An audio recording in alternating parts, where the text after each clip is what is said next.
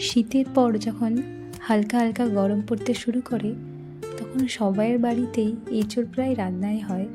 এখানেও এঁচোড় পাওয়া যায়, কিন্তু কিনে আনা হয়নি। সেই দিন বাজারে গিয়ে এঁচোড়টা দেখে ভালো লাগলো, সেই জন্য কিনে নিয়ে এলাম। আজ বানাচ্ছি এঁচোড় দিয়ে মাছ দিয়ে একটা ঝোল।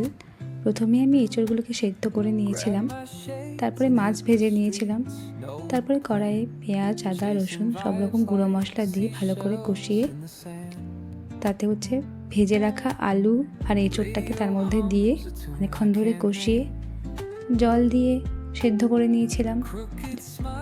যখন দেখলাম এঁচোড় আলু প্রায় সেদ্ধ হয়ে এসেছে, তখন মাছগুলো দিয়ে আর একটু ঢাকা রেখে দিয়েছিলাম। তারপরে যখন পুরোপুরি মাছ, এঁচোড়, আলু সব কিছু সুন্দরভাবে হয়ে গিয়েছিল, শেষে একটু গোটা গরম মশলা, ঘি আর একটু ভাজা জিরে গুঁড়ো অ্যাড করে দিয়েছিলাম টেস্টটাকে আরও বাড়ানোর জন্য।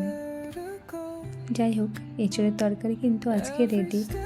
এঁচোড় দিয়ে মাছ দিয়ে তরকারি আজকে রেডি খাওয়ার জন্যে।